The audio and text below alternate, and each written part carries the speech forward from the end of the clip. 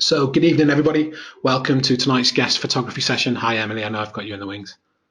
Hi, Jane. Excellent. Great to have you back, love. Fantastic session last week. Loads of great feedback. So, we've got them all logging in for us tonight as well.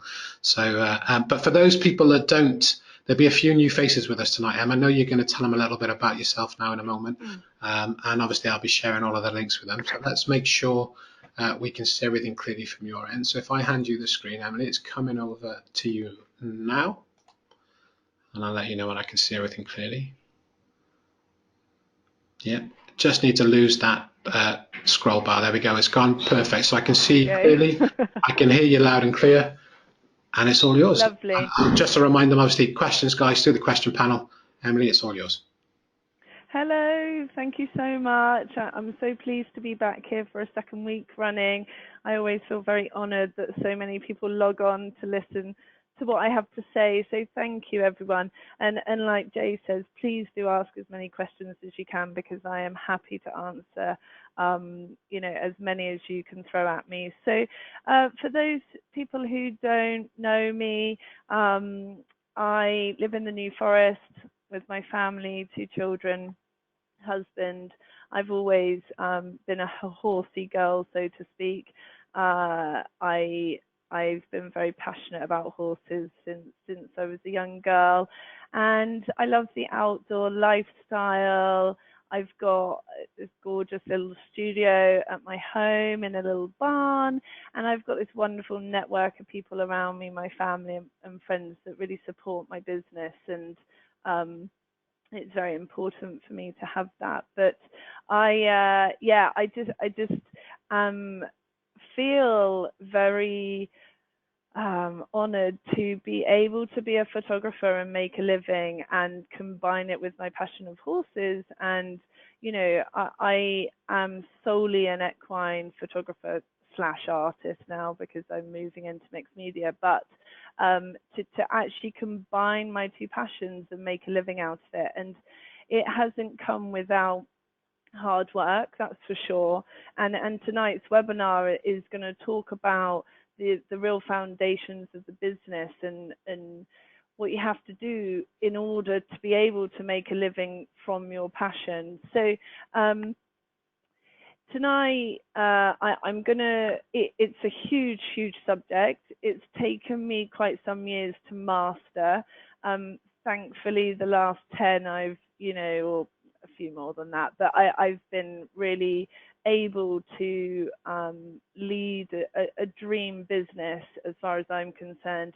But it has taken time to really work out and understand the equine market and what happens in it and why it happens, and when the best times of year is to do various things. And you've got to put in the foundation work if you want to make sure that 2018 now is going to be the year where you smash your goals. So the biggest thing I do right at the start of every year is get a massive A3 pad and I start brainstorming. What do I want? What do I want to achieve this year? I do it every year. It's a very important time for me because I feel like it re-energizes me, it focuses my mind. And so, for example, I might write on my big A3 pad, I want to increase my revenue from equine portraits. I want to increase my database list size. I want to increase my visibility. I want to be more creative. I want to find a bigger studio, have a new website. I've got all these things going on, and I'm just writing them down as kind of blanket statements. Um, so, so these are useful, but they're not really useful from the point of view that they're not kind of that they're so large that knowing where to start to increase my revenue is kind of like, well, okay, but what do I actually do? So after I've done my yearly goals, I do my monthly goals. And interestingly enough, I was doing my February goals last night.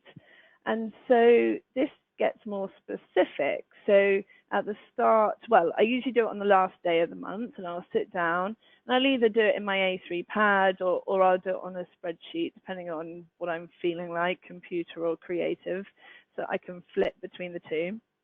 And I'm going to write my monthly goals down, and here I'm going to put, I want to sell 7 shoots, I want to send out 2 newsletters, I want to get my plan in place for my website updates, and I want to generate an extra £5,000 worth of revenue, for example.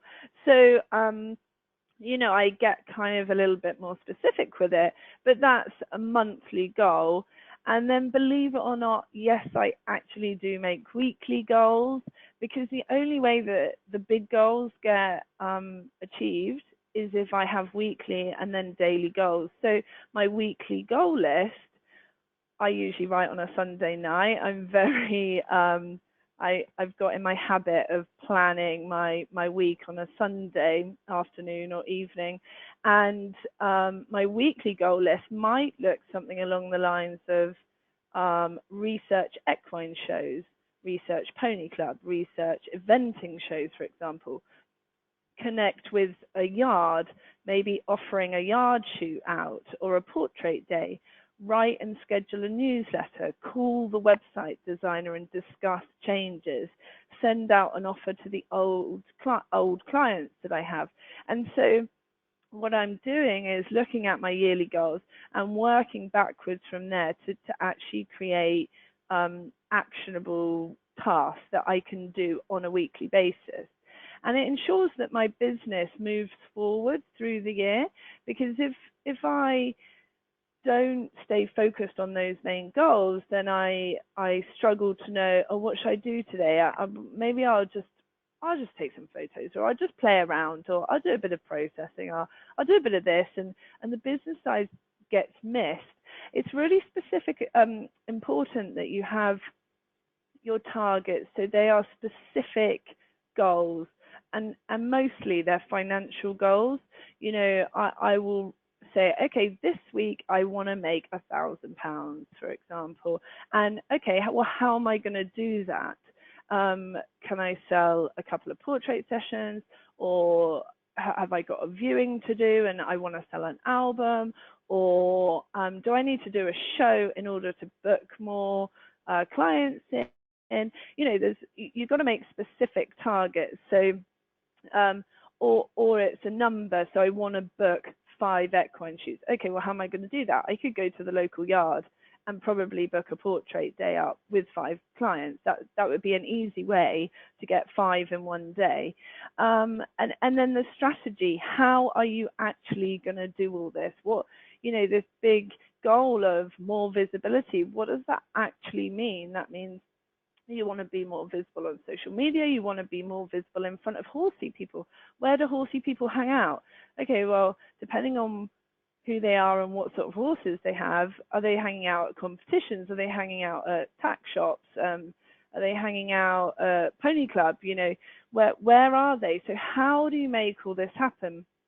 And it's just vital that you get this foundation work done.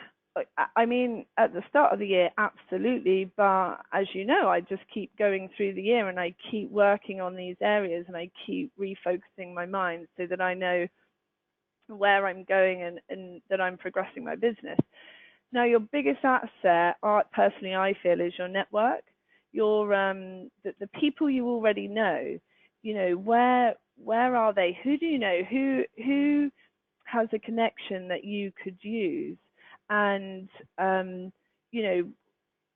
what I tend to do with my network now, I used to again use an A3 pad, and I'd put myself in the middle and I would just draw like a spider diagram and go outwards, listing everyone I know. So if I had decided that my portfolio was lacking images of say, I don't know, white horses or something, right? So I'm going to do a special spider diagram for all the people that I can think that either have white horses or are connected to yards that could have white horses on them. Or, I mean, I remember doing a spider diagram once where I wanted to add some people with horses and their dogs into my portfolio because I wanted to attract those clients. And so I brainstormed all those people that I could connect with that had dogs, that had horses. And so I've got one big sheet of paper that has all these people on, and then I'm able to take action on that. I'm able to go, okay, I'm going to phone 3 people today from this list and see what I can sort out, see whether I can sort out a portfolio issue or whatever it is that you want to achieve. And it may be something like, I need to know someone who knows a top end rider because I'm going to a show, say an eventing show, and I want to have a top end eventer that I photographed so that I can have a big picture of them on my stand so that that will attract people to my stand. So I would always go back to my current network, who knows who, and then I would make links and phone people up or email people to get to that person that I need to be able to reach my goal, which is more visibility, which ends up being I need a top event rider. So when I'm at a stand, I get more people coming on because they're looking at the event rider that I photographed. So you have to kind of work a little bit backwards. Now, one thing I always update is my circle of love, which again is a big A3 pad. I love my A3 pads. And I put a big circle in the middle. And the people that go in the middle are the people that you can guarantee 100% if they were asked, who would you recommend as a photographer? They would say you. Without a shadow of a doubt, they would not say anyone else. Now, when I first did this, the people that were in my in the middle of my circle was my mum, my dad, my brother, and my husband. And they were the only people that I could 100% guarantee. Now, that client that I photographed their, I don't know, child's 18th birthday, 6 months ago, I cannot guarantee actually that they are still recommending me, possibly a week after the job. But once I'd given them the images, I've had no contact with them since. And so maybe a friend at work got married and start raving about this other photographer, or maybe they had some other event and just went for another photographer. I don't know. But this circle of love is about putting people in the middle that are only ever going to recommend you, and 100% of the time. So with your goals, you decide, okay, well, I want more visibility. I want to make more money. I want to do this. I want to do this. Okay, so who can I add to the middle of my circles that would be really monumental towards helping me achieve those goals? Who can I have in that circle of love where I nurture those people to keep them recommending me? Because half of your marketing is word of mouth, is clients that love and trust who you are and your work, and they want to shout about you. But you can't just rely on them doing that after one photo shoot and giving them the images. You have to continually nurture them over as long as you want the relationship to last.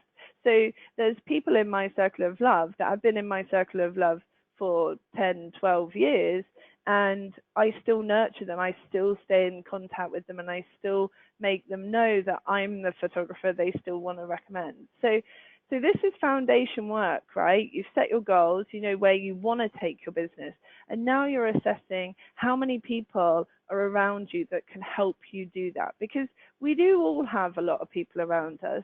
And even if you feel like, I don't know anyone who's got horses or whatever, I bet you any money you know someone who does know. And so if you can just connect with them, and I've always found that if you go and speak to people and say, this is what I'm doing, is there any chance you can help me? People love helping people. So, just keep using those current connections. So once you've done your circle of love and your network, you've assessed everyone that you've got around you, then you can decide, okay, so how am I going to do my marketing? What does this mean? And I know as creative photographers, we don't like to shout about ourselves. It's one of those kind of awkward things that you don't want to be rejected. It's such a personal thing. The photographs we take, we love. We might be quite self-critical about them most of the time, but we certainly don't want anyone else to be horrible about our images. So, putting yourself out there and shouting, is hard.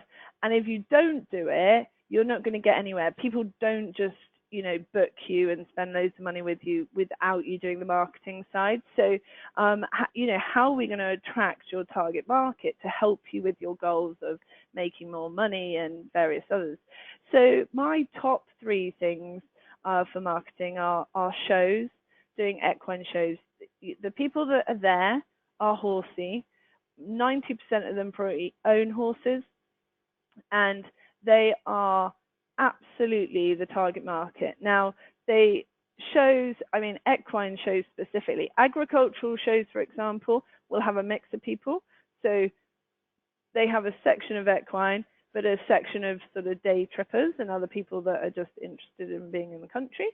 But something like a dressage event, you're going to have a high percentage of people that own dressage horses. An eventing event, you're going to have a high percentage of people, they are highly qualified, these people that are coming past your stand. So that's my top place to market and shout about my work. Collaborations with other brands, equine brands, tack shops, saddleries, people who make leather boots. It can be anyone, but collaborations with other brands is a big one. And obviously your website's huge. It's when people meet you and then they go away and they log onto your website, it's your shop window, which I'm sure you all know. But and there's so many different ways to market yourself, and you've got to be really clever. You've got to think outside the box. You've got to think sideways. You've got to think about all the marketing tricks you can do. But now that we've worked out what we want and how we're going to do it, we then need to consider the equine calendar, the seasons. What does this actually mean for horsey people? What does it mean for horses? So I've decided in my business what I want to do and what I want to achieve, and now I need to go about making sure that I don't miss any of the key dates and timings for horses and horsey people. So, my favorite time of year to photograph is autumn. It just is. I love it. It's wonderful. And if I get a chestnut horse in autumn, it's even better. But, spring, summer, autumn, winter, as photographers, my year usually starts April and it goes right through till Christmas.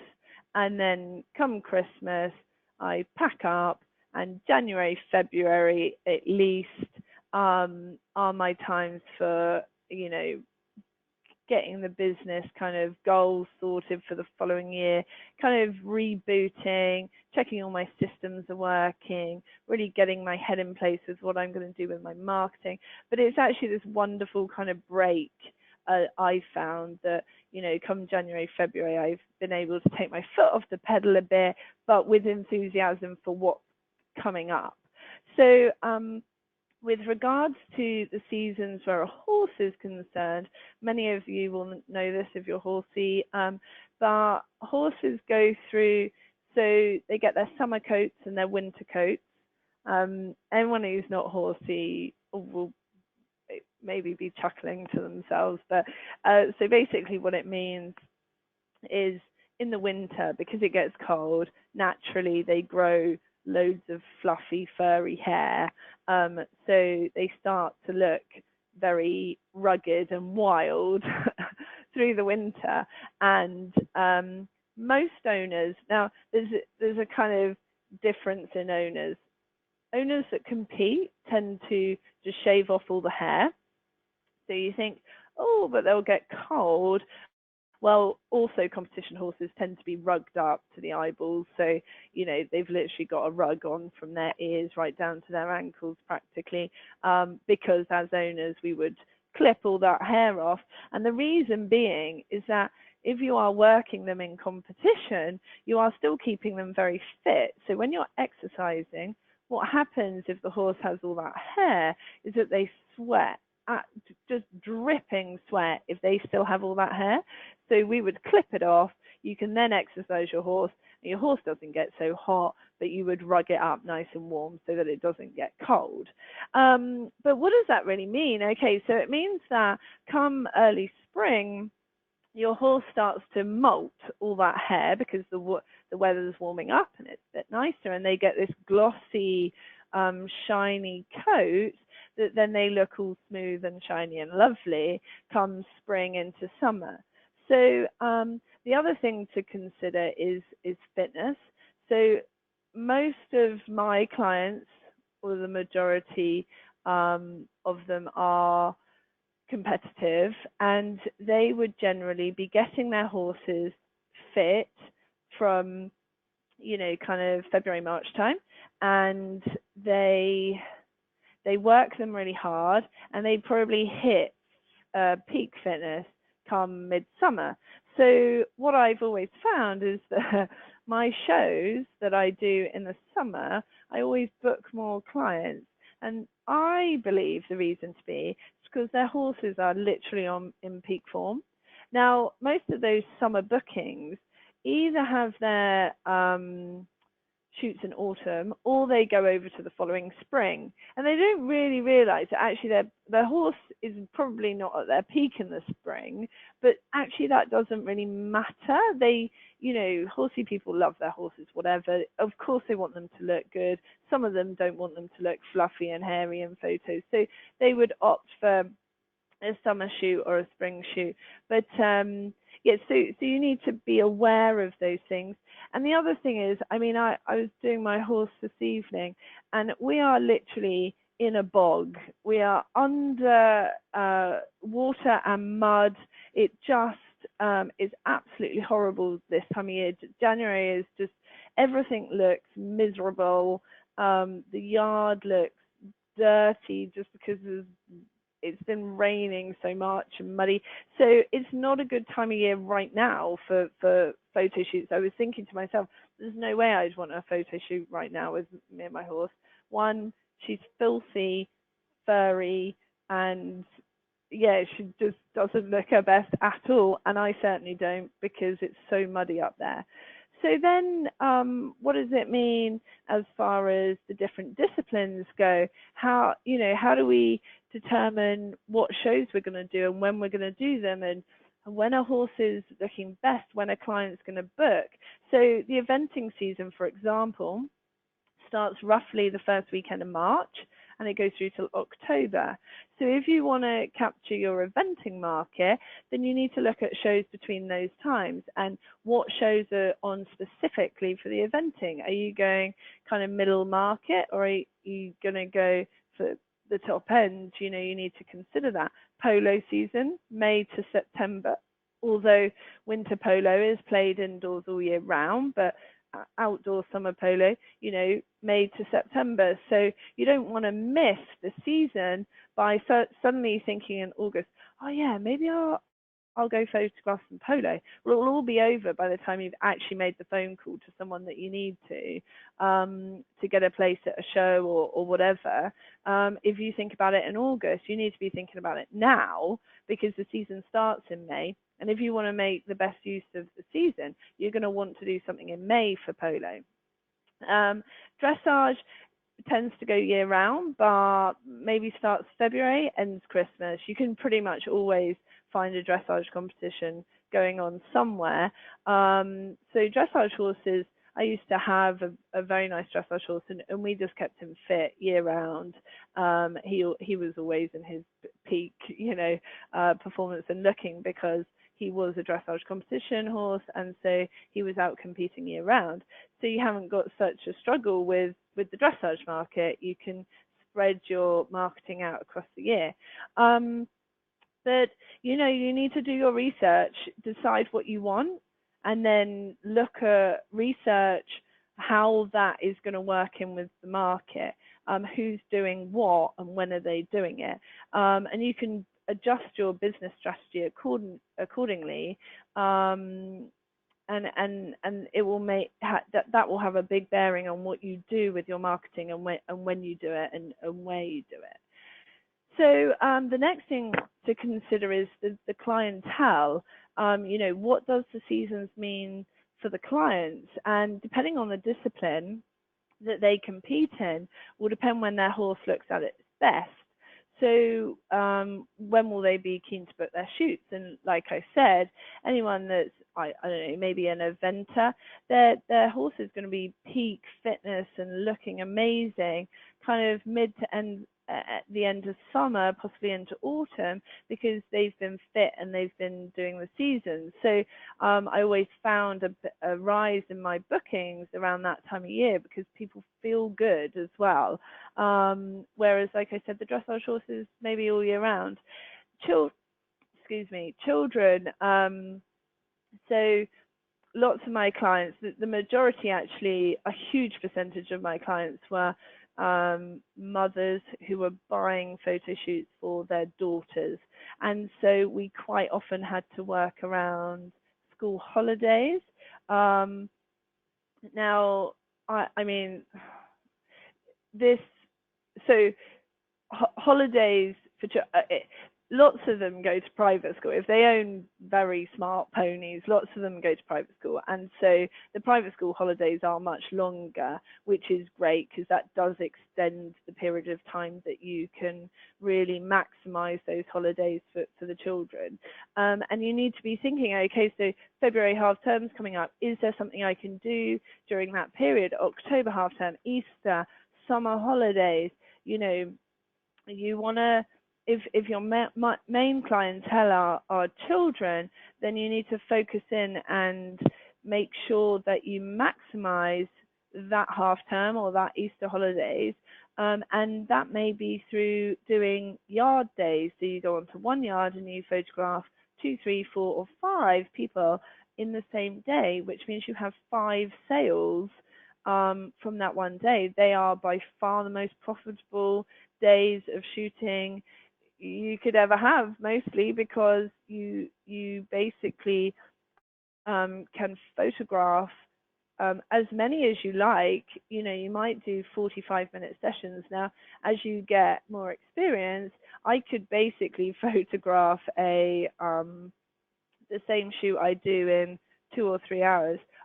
I can actually squeeze down into 45 minutes if I put my mind to it, focus and concentrate. So I have the same selling power as someone who's maybe booked a longer shoot for someone who's booked a shorter shoot. But it's important that you know, if one of your big goals is to increase your revenue, how can I do this? Okay, so my main clientele are children with their ponies. So I'm going to go to this show specifically to get people to book me. And then once I've got those bookings, I'm going to encourage yard shoots, and I'm going to get them during half terms or holiday times. And so I'm then going to invite other people to join in on those yard days and see if I can maximize my revenue in that period of time. You need to think about the pony club season, speaking to the DC, when she, depending, you know, when and where things are happening. I used to photograph pony club camps, and I had to do that kind of event photography bit. So I had to do the children trotting, cantering, jumping over a fence, which at that point wasn't really my thing. I didn't want to be doing that anymore, but I knew that it was a way to get to family photo sessions and equine portraits, and the spin-off from that was always amazing. Same with riding club. You know, you need to do the research and find out when and where things are happening. So you know, when you understand your goals and how the market works, then you can really start to plan. And I'm sure you guys all know, again, but financial planning, crikey, for a photographer has been it's been a big learning curve for me, let's put it that way. You know, I would always make tons of money during the summer, and it would be flowing in beautifully, and I think, woohoo, here we go, I've made it. And I start buying nice fancy bits of kit, and a new printer and a new something, buy loads of new samples, and then get to January and I'm like, uh-oh, okay, so where's all the money gone? And I did that for a few years. I didn't learn the first time round, and I'm laughing at myself because I just wish I had known back then and realized that every year that I did that, I knew it was coming. I knew that January, February, March was going to be tight.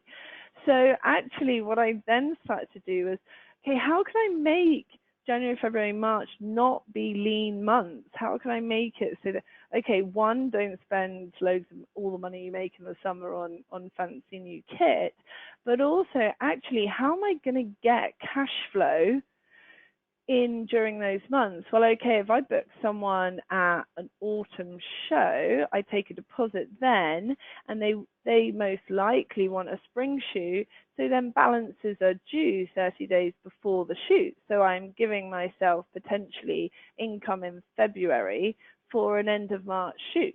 So, financial planning is a big thing, and for photographers, we don't have a regular salary. It doesn't just pay us monthly one amount. We might have a huge amount come in one day and no money come in for 10 more days, and then we have a little trickle, and then we suddenly have a huge bit again, and then we have a small bit and then a big bit, and then we have nothing for a while. And so it's so unpredictable that actually you need to be really clever about your planning for making sure that money lasts year round, and you can do all your marketing that you want to do. You can do buy all your samples, you can sign up for your shows you want to go to, and do your collaborations and whatnot. So financial planning, just get on top of it ASAP, because it will save you a lot of time and I don't know, feeling like you've failed in January because you've got no money. So then, marketing plans, what's going on now. Who do you want to hit? Are you going to be a specialist polo photographer? Do you want to hit those guys who own 8 polo ponies? You want to follow them for the season? Do you want to create albums for those guys? Well, what does that mean? Okay, so polo season starts in May, right? So I need to book myself a polo show, and I want to get into the biggest one at the start of May. So, okay, now in January, you're researching that. Collaborations, these can happen if they're with other brands. You're looking around big holidays and events, Mother's Day, Easter, Christmas special offers. So you need to be planning your marketing around those events that are going to come up and happen. So looking at, I mentioned earlier, gaps in portfolio. If you're not able to attract at the minute dressage clients because you've got no one who looks like a dress that you've only photographed, little furry Shetlands, why is that dressage owner with that fancy Grand Prix horse going to book you? They can't quite see the crossover, so you actually need to go and fill those gaps. So when do you need to do that? Okay, well, dressage season happens all year round, so actually you could approach anyone even in January or February when you're quiet to fill that gap in your portfolio. PR planning, are you going for any qualifications? I have to say, when I got my fellowship, my business skyrocketed as far as I got a lot of PR from that, tons and tons of features and articles, and I was selling pieces of art because I'd done my PR work, albeit I had someone help me do that PR work, but I was clever enough, I suppose, to go, hey, I don't know how to write a press release. Let me get someone else to do it for me and distribute it as far and wide as they can. And that then brought loads of new clients to me, and photo shoots. People with horses saw my features and phoned me up and either bought fine artwork or whatever. So you've got to think about what's happening this year. Is that one of your goals, to get a qualification? Well, okay, if it is, when is the date, and when does that mean? What shoots do you need to do before your qualification? And then there's going to be a PR thing after it, and that's going to help feed my cash flow for November, December, January, or whatever. So social media planning, this needs to just be consistent year round. You need to work out the 5 pillars of your business. What are you going to show people? What do you want to tell people about you? And you need to be consistent and doing it all the time, year round. And then where are you going to fit in this business improvement? I don't want to be, so 2018, I've got my goals and targets. 2019, it's definitely not going to be the same goals and targets. I don't want to be sat in the same place I am today a whole year from now. I want to be 20 steps ahead and, planning on where my business is going up, in 2019. And so you've got to fit that in, and it's got to be really specific. And is your goal, okay, my average sale of an equine portrait is £1,500 right now, how do I get it to 2,000? How do I do that? So what am I going to do? Okay, do I need to go to higher end shows? Do I need to put out better content on my blog and my newsletter? Do I need to connect with other equine, bigger brands? What do I need to do in order to reach that and keep my business moving forward? You've got to find time to do that. So I just wanted to give you guys as well a few resources to help you with your research. So a couple of websites that I have often used to find out what's going on, when, where, how. One of them is Riding Diary. So I'm pretty sure it's www.ridingdiary.com. If you Google it, it will definitely come up. The next one is the Gate Post. Again, useful source of information. And obviously the Pony Club website. Check out that. That's always got all the different districts and who runs what and where and when it's all happening. And obviously the British eventing and British dressage websites are good to kind of just spend time researching and looking into what's going on and who you can connect with. So research, always spend loads of time. January, February, March, if you're relatively quiet photography wise, sit down and do the research. Start making plans and really, really connect with people. It's your biggest thing. Make sure you reach out and use all your current contacts, and just remember that those people that you already know are your biggest assets. Really use them, and just sometimes it gives me a bit of brain ache, but if you start to really think hard about, okay, that person that I know quite well, who do they know?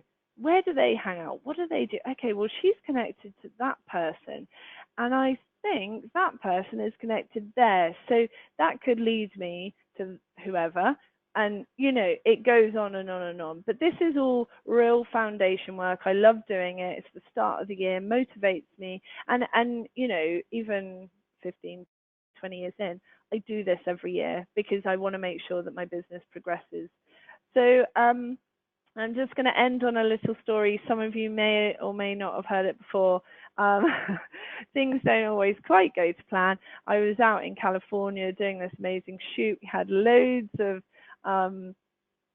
horses on the beach, and it was all going wonderfully, and it was going to be sunset. And then one of these lovely horses that is worth a lot of money, I'm talking hundreds of thousands here, got a bit spooked, and he decided to go for a swim.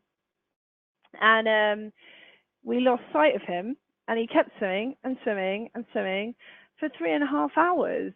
And he got all the way to a oil rig, The Coast Guard, we had phoned, and they sent someone, this guy in these little speedos and with a surfboard, and he was like, which direction did the horse go in? And we're like, all the way out as far as you can see. He's like literally disappeared. Of course we were all freaking out. It, wasn't actually funny or fun at all at the time, but anyway, they found him 3 miles out, near this oil rig.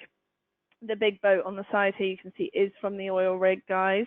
The little boat is the life rescue guards, and there's a little guy there that you can see just to the left of the boat, and he is on his surfboard, and the horse is between them, and they've put floats underneath him.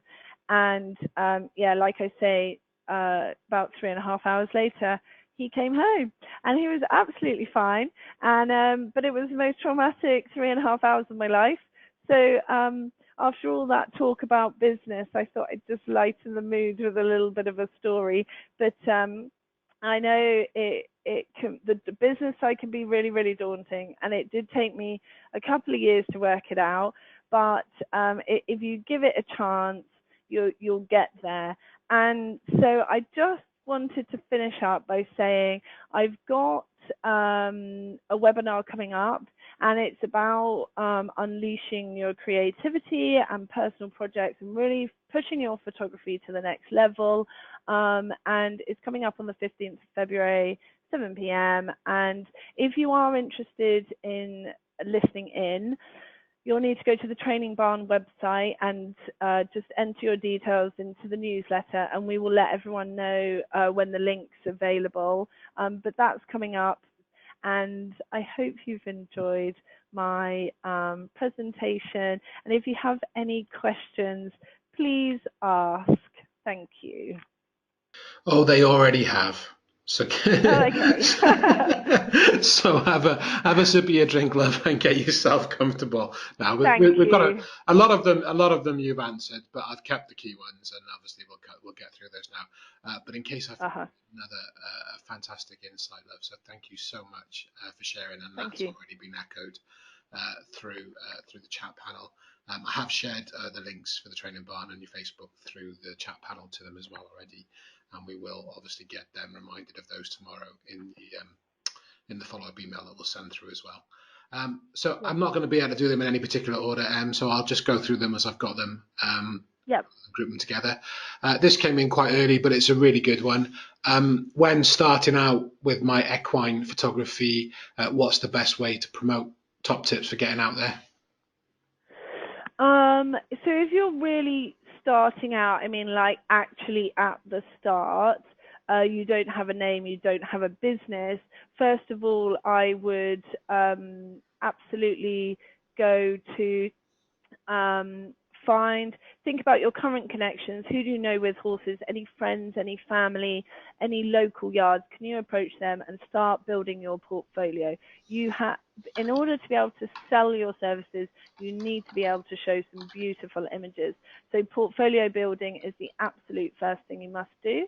And then once you've got those images in your portfolio, what are you going to do with them? One, you're going to build a website. Two, you're going to start thinking about, can you go to a little local show, be it a small pony club show where there's maybe 50 people there, 100 people there. You can pop up a trestle table with one frame on it and a slideshow of other images, and start from there. So firstly, get some portfolio images through people you know, and then think about website and shows. Brilliant. Actually, well, talking about shows there, we had a few questions just for some clarity on sort of equine shows and events. So the key there is to have a stand selling your portraiture rather than actually shooting the event. Is that the right? Have I got that Yeah, right? absolutely. Yeah. So I used to, when I very first started being a photographer, before I even owned my own business, I worked as an event photographer for someone else. And when I set up on my own, I did some event photography, and I was charging £10 or £15 per print. And then I started to do portraiture, and I was like, well, I put a lot more effort into this. I'm spending time with someone, da da da. I want to charge more. And I was having a bit of a struggle. There were some people that were going, hang on a second, why is this photograph now £80? And it was only like 15 if you took one of me jumping my horse. And there was a real, it was a bit of an issue. People couldn't understand why there was a difference. And so actually, as soon as I knocked event photography on the head, I could then, concentrate on my portrait work and charge what I wanted, knowing that full well I wasn't, doing this side thing where I was taking photographs and getting paid like a small amount for it. I was now only £100 photographer and up, for example. So yes, I would go to events and I'd have a stand and I would just be promoting my portrait work. There would be other event photographers that were doing actually photographing the event. Brilliant. So staying back a few here, back to the roots of just getting started. So once I've got my portfolio and I want to look at possibly trying to get a yard shoot together, the best way to approach the yard and what to offer. Okay, so you want to either get in with the owner of the yard or the manager.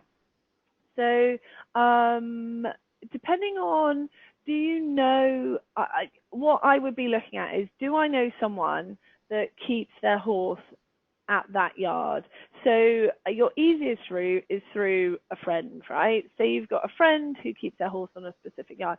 Okay, well, I'm going to go do a photograph for that friend, and it may or may not be for free or, for a small amount of money, but basically I'm getting myself on that yard and she will spread the word, I'll make sure people see the photos, and then I might approach the manager or the owner and say, look, my friend had a photo shoot, and do you think some of the other liveries might be interested in having a portrait day? So I can open up 4, 3, 4, 5, 8, whatever you want to offer, slots for other people to, on one specific day, to have a mini portrait session. And you may charge 45 quid, you might charge 95 quid, you might charge 150 quid. That depends on where you are and what you're at and who you are and, what you've decided your prices are. But you would then open 5 slots, one at 9:30, one at 10:30, one at 12 o'clock, one at 2 o'clock, and one at 3:30, right?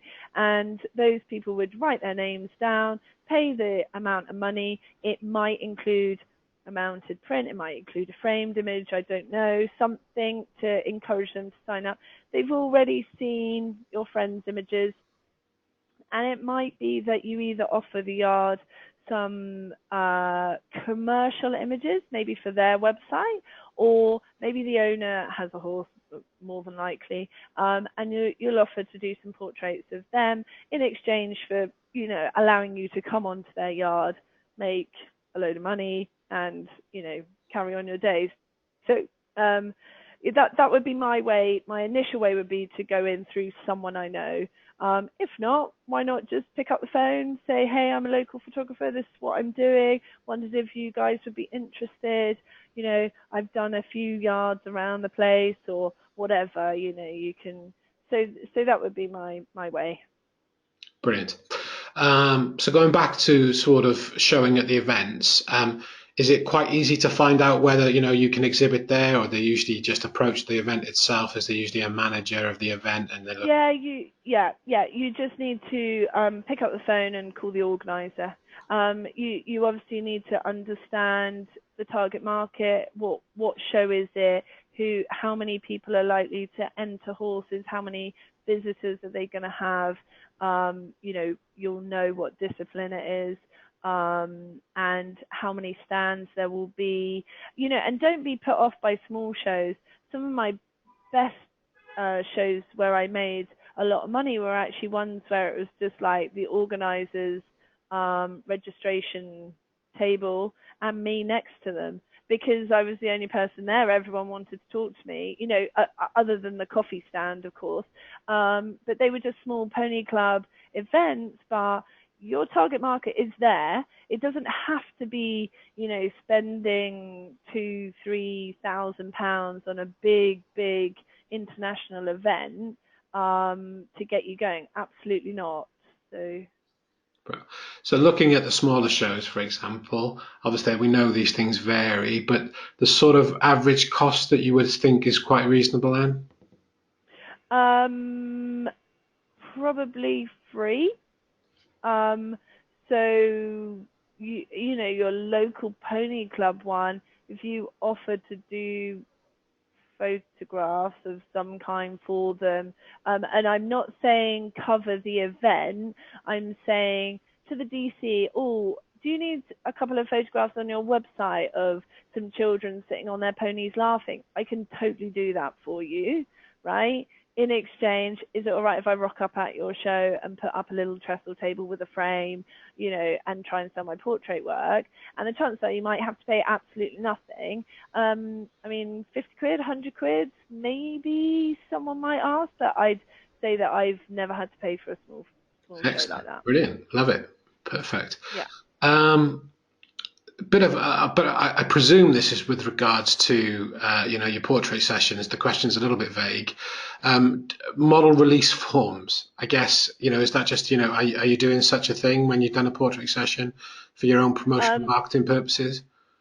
No, so with my portrait work, I've never had anyone sign a model release form because I am literally uh, shooting the images for that client to buy.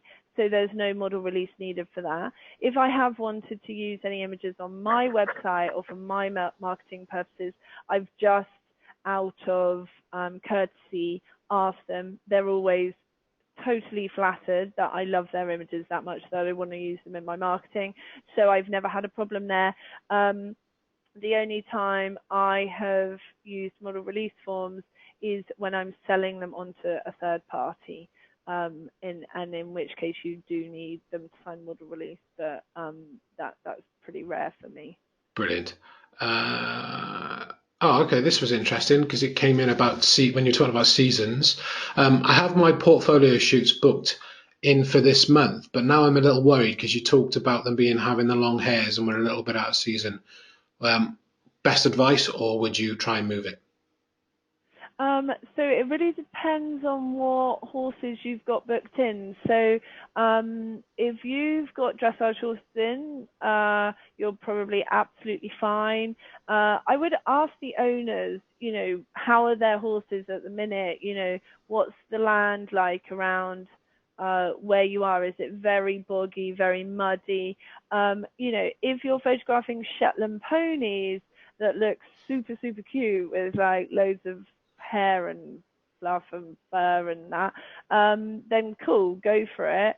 But are you on a competition yard where it's all spangly and they've got a massive indoor school and you've got, you can not be in the mud, and are the horses that they have, are they at peak fitness? Or they don't have to obviously be at peak fitness to photograph them, but you just ask the owner, and make sure that, I always say with portfolio shoots, you don't just want to be going and photographing people for free because everyone will ask you to, and it's boring, it's a waste of time. When you're doing a portfolio shoot, it needs to be very specific. Okay, so for my business, I need this. I need someone who does their hair, makeup, wears specific style of clothing. I need a horse that fits this category, is a dressage horse, is an eventer, is a whatever. And I'm going to approach that specific person and ask them to do a portfolio shoot and give them all the guidelines, and in exchange offer them some images or whatever.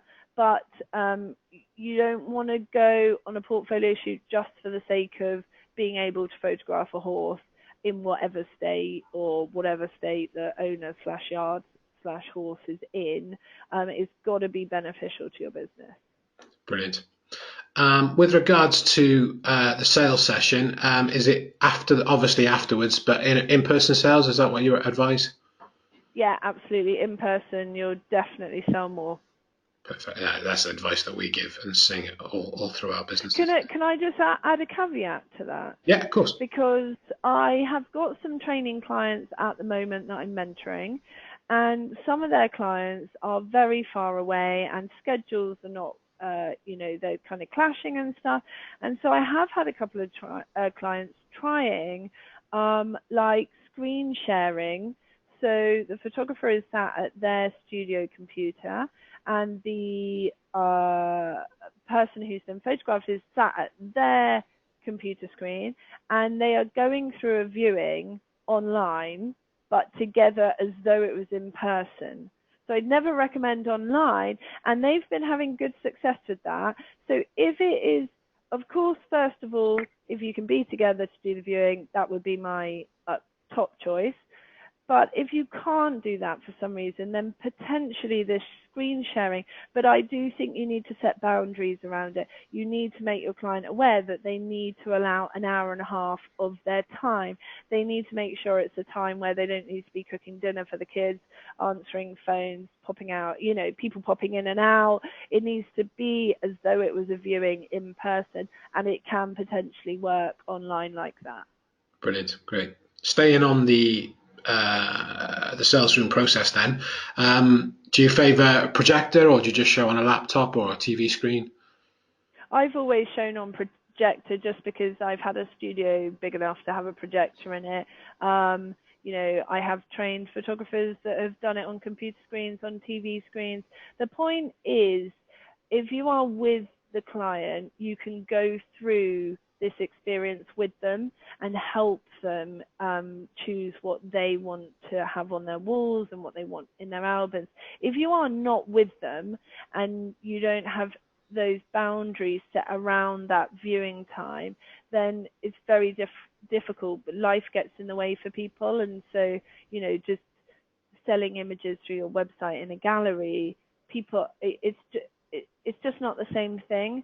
And so it doesn't really matter if you don't go out, like I was saying about the whole financial planning, don't go out and buy big projectors and stuff because you think you need that to sell. You don't, but you do need to be with your client through the sales process. Great. This is quite interesting. You referred to, I think it was about halfway through, the 5 pillars of business, and then it came Yep. straight in. What are the 5 pillars of business? Well, that's interesting because I had a feeling that might actually spark that question. Well, they mean different things to different people. My interpretation for me is that, so when I'm talking about my 5 pillars, I assessed my business. I looked at my business. So this is specific to me and what I want to show. So, I wanted more visibility. So I'm looking at my social media strategy. And what I'm going to do, I want to send out a cohesive message. And what do I want that to be? So, one, I want to put across that I'm creative, absolutely. One, I want to put across that I'm a human being. I have a life, I have children, I have that struggle of juggling work and life. Two, I'm a very motivated, upbeat, always looking for the good, always wanting to be positive. I want that aspirational side of me and my business to come across. Behind the scenes is something that your tribe love. People who follow you, they want to know what happens behind the scenes. And so what you can come up with is your kind of blueprint for who you are and what you want people to notice about you, albeit subconsciously. And so, for example, my social media strategy, it goes, I will release a piece of new work, I will release an aspirational quote, I will send a behind the scenes shot out, I will I can't even think now. I'm on the spot here. But I would go through, and I will go through that cycle of those things that I want people to see about me, and then of course I'll drop in, buy my work or commission me, whatever. So you can come up with whatever pillars you want for your own business, um, uh, but but you need to be consistent with them. I'm hoping that answers that Yeah, question. it does. Brilliant. Great. Love it. Oh, this was nice. Do you try again, Jay? Sorry. Do you reward your circle of love friends with shoots or heavy discounts to keep them recommending you? Yeah, absolutely. I'm not going to say 100% of the time because I'm sure somewhere along the line I've given a discount sometime, but discount's not really my thing. But loving people, be it through sending them an image at Christmas from their shoot that I knew they loved, or but maybe didn't include in their album or whatever, or yeah, just staff. You've got to be kind of creative with nurturing these people. So for me now, I do like open studio days. So I will invite a very special group of people, and it might just be 6 or 8 people, where they come to my studio and we talk about my work, and I give them drinks and nibbles, and it's just a little thing. Hey, bring your kids as well, and your kids can play with my kids, and we can just have a couple of hours hanging out, enjoying, and that's for my fine artwork or whatever. But they are people that are in my circle of love, and of course that maybe they're collectors. Maybe I want them to be collectors, but I'm nurturing them in a special invitation type mode, or I'm sending Christmas cards, or I'm just dropping them an email, mid-March to go, hey, crikey, can't believe we're in mid-March already. How did the start of the year go for you? Have you got any big plans? There's many things you can do to nurture that inner circle. And I actually just spent time brainstorming it. What can I do for these people? What can I give back? But of course, with the financial planning, keeping a tight leash on how much I'm spending in order to keep, if a few of those people in that inner circle are bringing me a ton of work with a lot of money, then yeah, absolutely, they're going to get some seriously decent Christmas gifts coming their way. Whereas if someone I know is absolutely, if asked, would recommend me, but it's just I don't know, someone who, doesn't necessarily bring me loads of money or whatever, then I'll do something special for them, but I'm just keeping in touch, keeping them there, inviting them to the odd thing or whatever, checking in with them from now and then.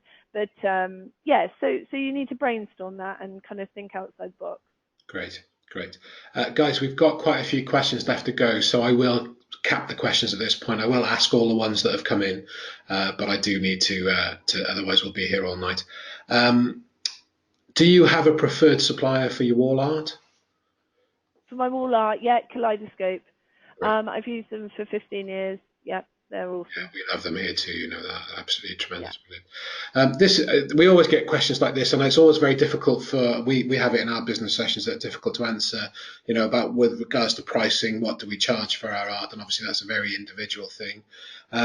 But sort of maybe just if we look at the getting started route, what would you sort of say? You sort of mark up. We work on like a times 3 or a times 4 basis. What do you think to that, Em? Yeah, interesting. As soon as you said this is always a difficult one, I knew it was going to be about pricing. Um, Genuinely, what I tell my training clients, and this is no lie, I have no scientific way of working out how much I charge. I genuinely charge what I will not resent. So if I, on a Saturday morning, have to go and photograph someone else's family or whatever for, say, up to 4 hours, I'll be away and my family will be at home and, I don't know, doing something nice that I would also enjoy. What do I want to be paid to leave my family and go and do a photo shoot? And that I am not going to resent. So maybe that is £100. Absolutely. If you think, oh man, if I get paid 100 quid to go and do a photo shoot, yes, I am there and loving that, then cool. Charge 100 quid, or go to your place where you feel like, okay, this feels a little bit risky, but I'm happy to roll with it. But if that price, needs to be like above 500 quid, then fine. It needs to be above 500 quid or even 1,000 quid, whatever it is. But in order for you to be able to charge that, you need to make sure that everything in your business matches that price point. So, everything, the website, the touch points, when you're at a show, the way you speak, the way you present yourself, everything needs to match up so that when people hear you say, I'm £1,200 for a shoot, they get it. They're like, okay, yeah, any day I'm paying that lady 1,200 quid because I trust her absolutely to get what I need. So I know that's a pretty roundabout way of answering your question, but there is no rule. You need to go on your gut instincts, what you are prepared to work for, and it needs to tie in with your goals. If you want to turn over 100k in your photography business, you can't be charging 100 quid. You've got to be charging more than that. Sorry if I haven't given you a No, yeah, no, no, charge and that's 200 that's quid. fine. And actually, I think I might have misled you a bit because you've kind of answered a great question. But I think actually I should have made it clear. I think the question was actually more about the product pricing. So in the Oh, sales, okay. that's what I meant by was it times five? Is it times six? Or Yeah, I see. Okay. No, again, I look at a product, and so genuinely the same product, okay, that I had um 10 years ago, say black frame, big, nice big, 16-inch, 16 by 16-inch print, nice big mount, nice big frame, started out at 205 quid, I think. I would now sell that for, I don't know, 700. And it's because I've looked at it. Now, obviously, the framer's price has not gone up by that much, but I've looked at it and I said, no, that's actually worth more. I know this year it's worth more. It's absolutely worth more. It's worth more. And because I believe in that and what I put in it, my clients believe are also worth that. So I don't have a times two, three, five, whatever. I just look at my products and decide what I think they're worth. and it's important to believe in yourself, isn't it? I think that's a really good message 100%. there. Yeah, Oh, absolutely. yeah. We see Yeah. it all the time, as I'm sure you do in your business mentoring, that they'll come in and they'll have fantastic photography there, and it's being Yeah. sold for next to nothing, and you're going why, and then they go, oh, I can't sell it for that, and it's just about Yeah. having confidence and believing in it. That's a massive part of it. Brilliant. And funnily enough, and we all know that when a higher price is put on something, we subconsciously believe that that is a better product and a better service. Sure. So when you are a cheaper price, people don't believe you're actually going to deliver like good quality. So the higher price you go, the better the clientele you get because they want to buy into quality. Absolutely, absolutely. Um, Still on the sales note, then, love. Is there a one price list for all, or does that vary depending on the client?